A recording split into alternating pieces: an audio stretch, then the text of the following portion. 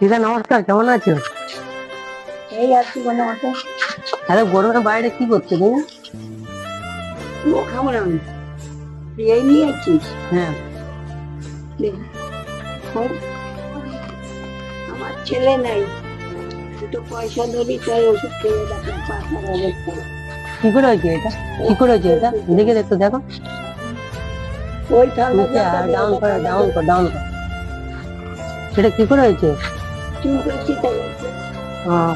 বাইরে কেউ নেই, কোনো ছেলে কেউ নেই? আমার ছেলে ছেলে নেই, আমার মেয়ে আছে একটা, আমি রান্না করবে, আমি দিয়ে ভাত খাবো।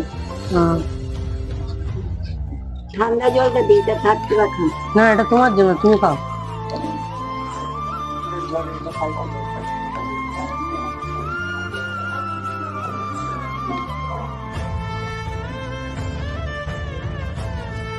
এত গরমের মধ্যে বাইরে থাকতে তোমার কষ্ট হয় না? রোদের মধ্যে না বাইরে? না, নটায় গেছি, যাচ্ছি বাড়ি যাচ্ছি, আর যাবো না।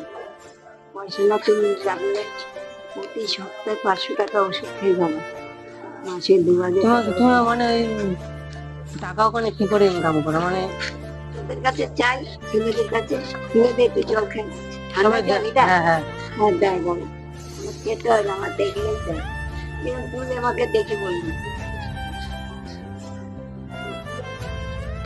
দুপুরে গিয়ে কি খাবে? রান্না করে রেখে দিয়ে যাবি? আমি 70 বছর নিরামিষ খাই। তোমার বয়স কত দিল? 90। 90 বছর? বুঝছে না, ভগবান নিয়ে 3টে মাইয়া মরেছে, একটা ছেলে মরেছে।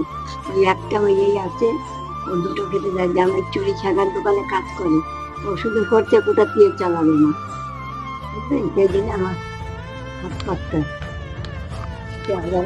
থাকো। এটাও তোমার জন্য, তুমি রাখো। আর আমি কিছু অল্প তোমাকে সাহায্য করছি, ঠিক আছে? এটা ওটা তুমি নিয়ে যাবে।